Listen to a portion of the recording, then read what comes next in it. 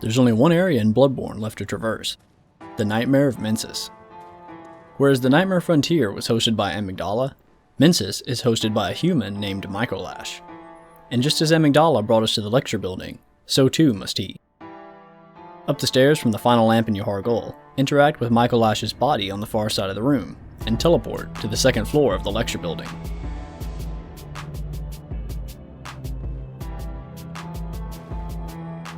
This second floor is very much like the first, sharing the same symmetrical design, but there are far more scholars on this floor, making it altogether more dangerous. Make your way along the railing to the opposite side of the room, taking out any scholars you meet along the way. Then turn right, following the railing again to take out the horde of scholars that throw acid. You'll want to get rid of these enemies as soon as possible, or they'll continue chipping away your health from afar.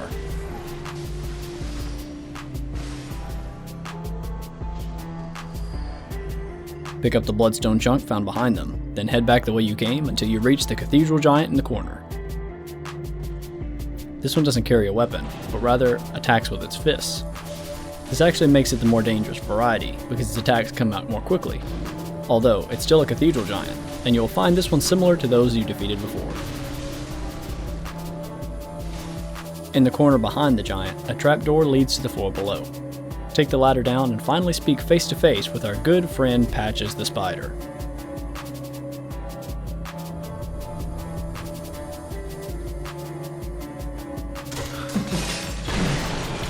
Oh, this cannot be. You cannot be. No, you didn't. Lord Amygdala? How did this come to pass? Now, wait just a moment. Do you think ill of me? Me? Oh, it pains me to hear it. You've made yourself a misreckoning. No matter. Such details are trifling. We're fast friends by now. Let this express what words cannot. He gives you the most powerful version of anti-clockwise metamorphosis, which, like all runes, can be equipped alongside their weaker versions to bolster the effect further. However, he has nothing else to offer, so if you'd like to get revenge for all the trouble he's caused, now is the time.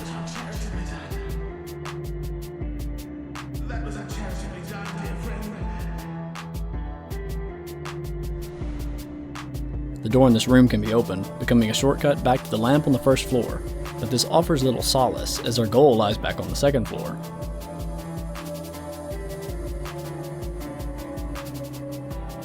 A door adjacent to the trapdoor can be opened, with a communion rune lying in a chest on the far side. However, the one we obtained at the defeat of the Celestial Emissary is superior to this one, and besides, how many blood vials do you need anyway? As with the first floor, the way to the nightmare is through the large doors at the center of the hall.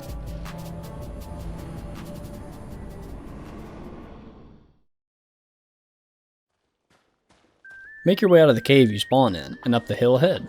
The silver beasts found in Mensis are largely identical to those of the Nightmare Frontier, except that when they die, these worm enemies burst forth, posing an additional threat. Remember that, lest you be defeated by a worm. Kill the scurrying beast a little farther up ahead for some useful chunks, and light the lamp at the top of the hill. In this section, the light from the building up ahead shines down, inflicting frenzy buildup and damaging you over time. Again, a reason to use Deep Sea. Following the right wall, you can pick up a weaker eye rune than the one taken from Willem, and light a second lamp at the end. Watch your health as you follow the wall. There's little to indicate when you actually begin taking damage.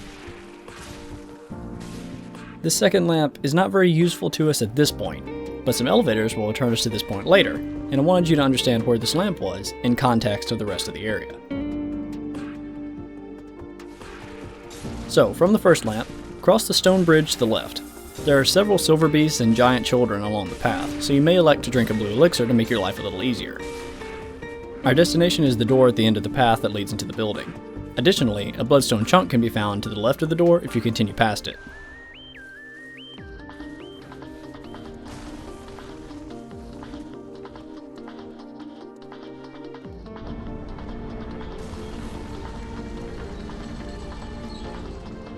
Open the doors and step into the safety of the building within, albeit short-lived safety, as the next room is a nest of giant spiders. The largest one in the center is the biggest threat, so fight it on your own terms rather than with all of its children at once. You don't want to step too far into the room or you risk aggroing all the spiders at once, and chances are you won't be close enough for a bullet to reach. So instead, target the largest spider and toss a throwing knife, then back into the previous room. The largest spider can't fit through the doorway, and if you hide in the corner of the stairs, it shouldn't be able to hit you at all. Luckily for you, many of your attacks will be able to clip the creature through the wall, making for an easy, albeit cheesy, kill.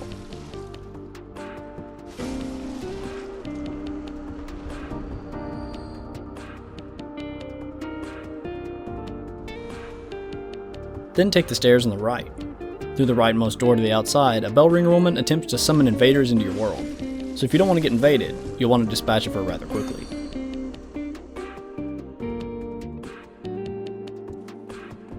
Continuing on, the path ends at a bridge of sorts that places you well within the nest of spiders. It's important to clear them all out before moving on, and a great way to do this is to shoot a few of them at a time with bullets.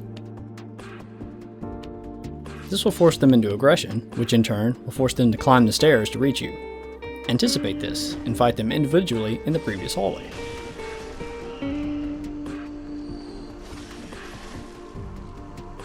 Repeat this process until you're in the clear.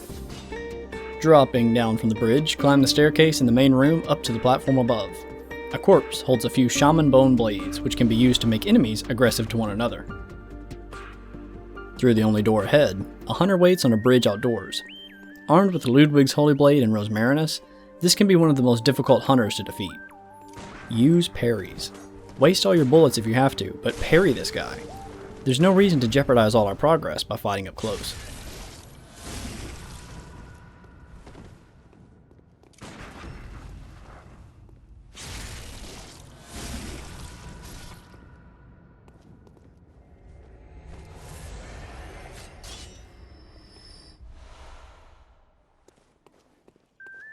In the next room, descend the stairs and defeat Murgo's attendants found at the bottom.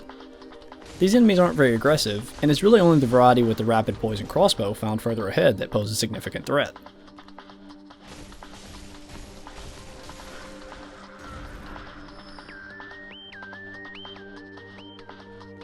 To the right, take the elevator down to the second lamp from earlier. You'll probably have a decent amount of echoes at this point that you'd rather not lose.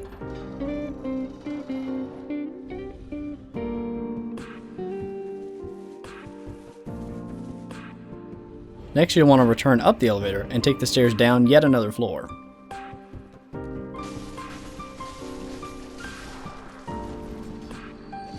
In doing so, you'll have to fight one of Murgo's chief attendants. These enemies move slowly, but have surprisingly fast attacks and long range thanks to the chain in their offhand. Visceral attacks are the most consistent means of defeating them, but whether that means parrying or going in for a backstab is up to you and your skill set. Be careful as you cross this room. Most of the floor is collapsed, and it can be difficult to identify safe places to step due to the mist lingering about. The opposite side of the room houses another chief attendant, along with 3 standard attendants armed with rapid poison crossbows. Although it may seem against your best interest, you're better off ignoring the chief attendant until the crossbow users are all dead. Bloodborne has no poise system, and being shot by a crossbow bolt while trying to fight this powerful chief attendant can be the means to an early grave.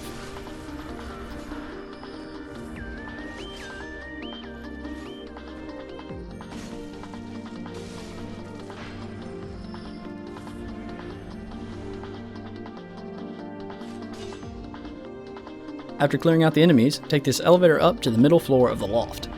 This is where the word Nightmare in Nightmare of Mensis comes into play. Up ahead, you'll have to fight several carrion crows and afflicted dogs, who each have the head of the opposite creature sewn into place. This doesn't change the way they behave at all, but it makes for a powerful effect that, presumably, didn't demand much development time. Nice one, From. Climb the stairs. Once you reach the top, double back, making sure not to miss the cage that can be rolled into. A patchwork crow guards one of the most powerful gemstones in the main game. Pressing forward, you can descend the stairs up ahead for a bloodstone chunk, but you'll have to take out 2 dogs to claim it. Next, the elevator illuminated by the green contraptions can be taken downward, serving as a more up-to-date shortcut back to the second lamp of the area. The boss is coming up next. Back up top, take the stairs to the left and cross the large metal bridge. There are two skeletal puppets on the far side, who stand just outside the boss arena. They're a fairly standard enemy, except that they have no blood. You won't be regaining any health from these things.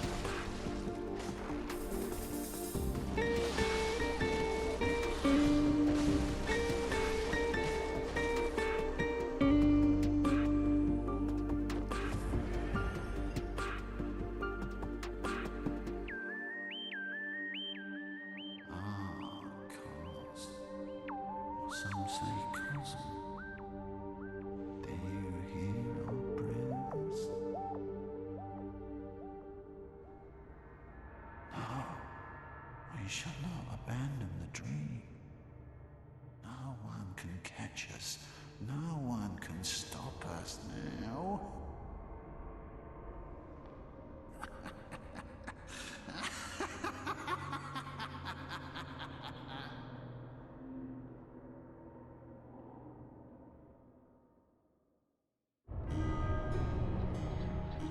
Micolash is probably my favorite boss in the game, right alongside Gascoigne.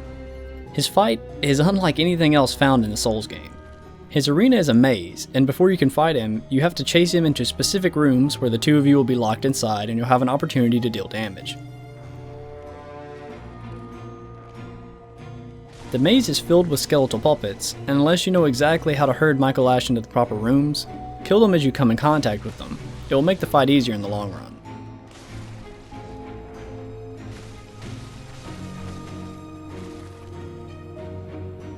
For the first room, there are two skeletal puppets to take out immediately.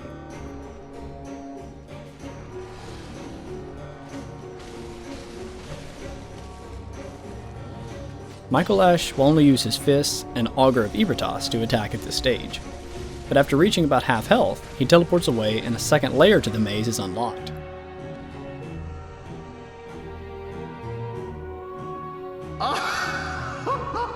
Oh, majestic!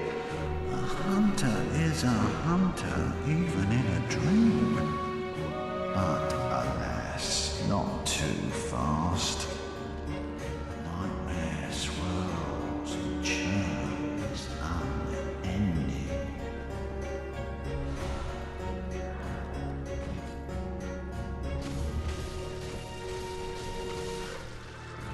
First of all, on the lowermost floor of the second layer, an iron door key can be picked up, which we will need for later, so grab that as you enter.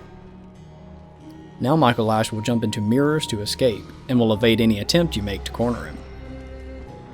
The way to counter this is to drop down on him from above, using this room with the broken railing. Ah, Cos. Or some say Cosm. Do you hear our prayers? He closes a gate to separate the two of you, but that just means he's trapped. Making your way up the stairs, drop into the room he's locked himself into. Ah, Cos. Or some say Cosm. Hear our prayers, as you once did for the vacuous wrong. Grant us eyes. Grant us eyes. Grant eyes or brains to cleanse our beastly idiocy. The grand lake of mud, hidden now from sight. The cosmos of course. Let us sit about and speak feverishly, chatting into the wee hours of new ideas of the higher plane.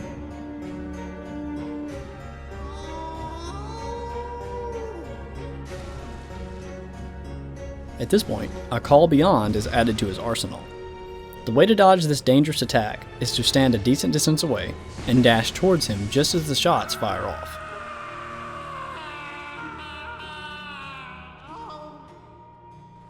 Now I'm waking up. I'll forget everything.